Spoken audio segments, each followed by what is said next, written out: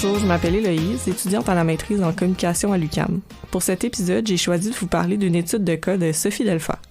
Madame Delfa est une chercheuse de l'Université catholique de Louvain, située en Belgique. Elle nous présente un chapitre intitulé « Composter pauvre fou, l'écologie comme figure de différenciation dans une université alternative », le cas d'un collège alternatif privé aux États-Unis qui provient de son livre « La communication organisante, étude de cas en communication organisationnelle ».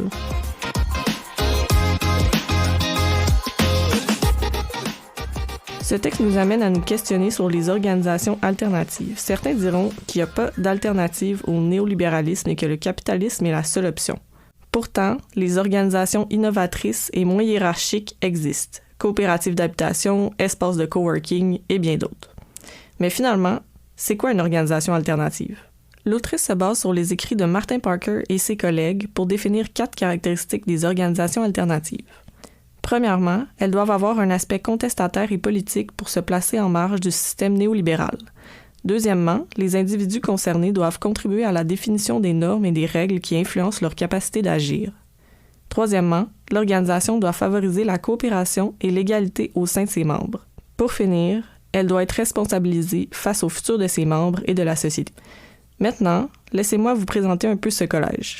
Pour commencer, on peut dire qu'il se distingue par son seul et unique programme. Ici, pas de département. Il y a seulement un programme appelé Écologie humaine et on y apprend autant le théâtre que la biologie. Tous les cours sont donnés en petits groupes pour favoriser le partage d'expériences et les discussions. Aussi, les décisions qui concernent le collège sont prises de manière plus horizontale. Les étudiants sont consultés sur une base régulière. Enfin, vous l'aurez deviné par le titre de l'article, le campus est carboneutre et affirme clairement sa responsabilité face au futur. Il respecte donc tous les critères d'une organisation alternative proposée par Parker et ses collègues. Mais comment ce collège s'organise-t-il autrement? Est-ce qu'il réussit vraiment à évoluer en marge du capitalisme en proposant un autre modèle? Ce sont les questions que Sophie Delfa se pose. Sophie Delfa nous amène à plusieurs endroits grâce à son ethnographie organisationnelle. Ici, elle observe la communication non pas comme l'échange de messages, mais bien comme ce qui constitue le collège lui-même en tant qu'organisation alternative. Elle ne se penchera donc pas uniquement sur les discours, mais observe l'interaction en y impliquant les objets sur le terrain. L'approche CCO est donc bien importante dans son analyse, mais elle est jumelée à une approche critique essentielle. De cette façon, l'autrice prend en compte l'influence capitaliste qui agit certainement d'une manière ou d'une autre sur toute organisation ou personne qui évolue dans ce milieu. Est-il possible de réellement sortir du capitalisme? C'est une question assez large, mais voyons ce que la situation du collège nous en dit. D'abord, la chercheuse se promène sur le campus et observe. Elle y voit des bacs de recyclage partout, des affiches qui indiquent de fermer les lumières en sortant et d'autres incitatifs à avoir un comportement responsable. Mais ce n'est pas tout. Il y a aussi des affiches qui incitent à la mobilisation et des autocollants anticapitalistes. On a l'impression de sortir du cadre. Par contre, quand elle va voir les réseaux sociaux de l'établissement, c'est autre chose. On met de belles photos de la nature environnante et on tombe dans des campagnes publicitaires pour promouvoir le collège. C'est difficile de faire fi de la concurrence quand on a besoin d'étudiants. On doit bien se vendre un peu. Pour Bob, l'écologie n'est plus un moyen de se différencier parce que la plupart des établissements se disent maintenant verts. L'écologie est la nouvelle mode dans les collèges et n'échappe pas aux logiques néolibéralistes. Le rôle de l'écologie est donc assez ambigu. Il est à la fois contestataire tout en participant aux logiques néolibérales en étant un argument de vente. On peut donc constater à quel point il peut être difficile d'être alternatif en contexte capitaliste. Il ne faut pas oublier non plus que ce collège est privé. Il assure donc probablement son propre financement et n'a d'autre choix que de jouer le jeu du néolibéralisme pour assurer sa survie. Autant avec la montée actuelle de l'inquiétude réelle quant à la situation climatique, mais aussi du greenwashing, il peut être difficile de s'y retrouver. Les grandes compagnies ont donc saisi l'occasion de vanter les bienfaits écologiques de leurs produits, que ce soit légitime ou non. Comme l'a bien indiqué Bob, le cofondateur du collège, il est devenu presque marginal de ne pas se revendiquer comme vert. Cependant, les organisations alternatives doivent souvent se conformer, au moins un peu, au néolibéralisme pour pouvoir fonctionner. Qu'on le veuille ou non, la société nous place dans une position de consommateur. Mais quoi choisir si l'image publique de ces organisations est finalement presque la même aujourd'hui? Le commun des mortels n'a pas le temps ou la formation nécessaire pour faire des recherches approfondies à propos de tout produit de consommation, surtout en contexte d'inflation. Y a-t-il un moyen efficace pour le public de mesurer le degré d'alternativité des organisations? Dans tous les cas, On peut dire qu'il est nécessaire de s'organiser d'une certaine manière pour supporter les organisations qui s'éloignent des logiques de profit et qui sont définitivement alternatives à certains niveaux.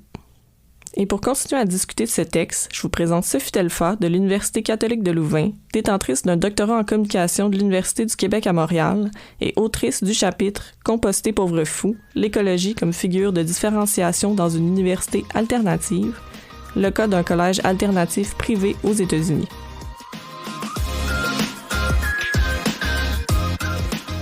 Bonjour Madame Delfa, merci d'avoir accepté cette entrevue et bienvenue à cette émission.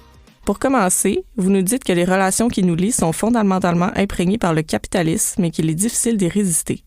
Est-ce qu'être totalement alternatif revient à évoluer en vase clos, en autosuffisance? Peut-on seulement espérer être alternatif à un certain degré?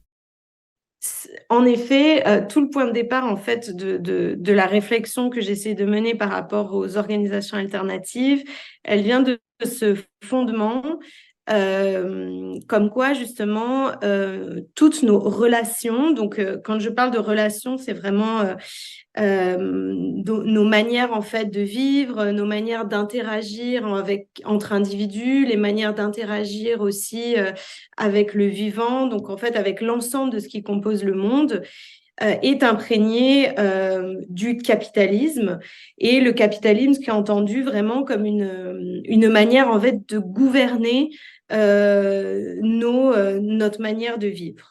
Donc quand on parle d'une manière capitaliste, on parle donc d'une manière qui est dominée aussi par des logiques de marché. Donc toujours avec cette volonté aussi de faire plus de profit, d'emmagasiner toujours plus en fait de capital, mais aussi d'autres dynamiques capitalistes qui se mettent en place, avec aussi une forme d'individualisme où tout le monde va aussi tenter de courir vers son propre profit en fait, qui est relatif en fait à l'accumulation de biens, à l'accumulation de richesses. Voilà, donc en partant de cette base-là, en fait, l'idée, c'est de dire justement que comment être, en fait, la question qui se pose, c'est comment sortir ou comment s'extraire de ces manières capitalistes de vivre et de relationner avec le monde qui nous entoure. Et ce que je me suis aperçue en faisant ma thèse, c'est que c'était extrêmement difficile en fait de s'extraire complètement. Et même les organisations alternatives qui se veulent différentes, finalement, ce qu'elles vont faire, c'est que à certains moments, elles vont être obligées en fait d'avoir affaire à des pratiques qui relèvent en fait du capitalisme. Et donc en ce sens, pour moi, une organisation alternative, elle va être justement, elle va varier en termes de degrés, c'est-à-dire qu'il va y avoir, elles vont être plus ou moins capitalistes. Et on va avoir dans le spectre un peu plus radical des types d'organisations qui vont vraiment s'extraire grandement de ces systèmes-là. Et donc, c'est comme si dans les organisations alternatives, il y avait une sorte de continuum où il y a une variation en degrés de la manière dont elles vont ou non recourir à des pratiques capitalistes. Et dans les organismes plus radicaux, reste qu'on ne peut pas s'en sauver complètement puisqu'il va falloir qu'on interagisse un peu avec des instances capitalistes. Oui, ben alors il y a des formes de radicalité très fortes. Par exemple, si on pense aux zones à défendre, aux ZAD, donc il y en a une notamment en France, la zone à défendre de Notre-Dame-des-Landes, où il y a quand même des modalités d'autogestion, d'autodétermination et d'autonomie qui tend quand même à les extraire de manière très forte du capitalisme. Mais pour moi, en effet, voilà, le système capitaliste a tellement imprégné tout ce qu'on est, en fait, et la manière dont on vit, qui fait en sorte que ça va être très difficile de se dire complètement hors du système du moment où voilà, on a besoin à un moment donné d'argent en fait pour acheter des choses, pour se nourrir, pour se vêtir, etc., etc. Par contre, il y a des manières plus ou moins capitalistes de faire qui vont justement venir peut-être amoindrir certaines relations de pouvoir qui peuvent être provoquées par le système capitaliste. Vous définissez dans votre chapitre certains critères pour être considéré comme une organisation alternative, dont leur aspect contestataire et politique.